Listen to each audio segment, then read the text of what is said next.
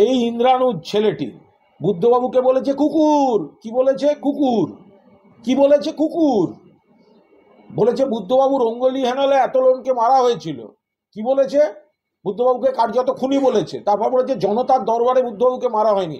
তারপরে তাদের হয়ে ল্যাজ নাড়তে যাচ্ছে এসএফআই। বুদ্ধবাবুর সম্মান, বুদ্ধবাবুর গুরুত্বকে জলাঞ্জলি দিয়ে তৃণমূলের কোনো নেতাকর্মী যে ভাষায় বুদ্ধবাবুকে আক্রমণ করেননি, যে ছেলেটিকে নিয়ে ওরা নাচছে এখন, বুদ্ধবাবুকে কুকুর বলেছে, আর সেখানে ল্যাজ নাড়তে যাচ্ছে আজকের এসএফআইরা। এসএফআই আবার একটা সংগঠন হলো, এসএফআই আছে এটা কি?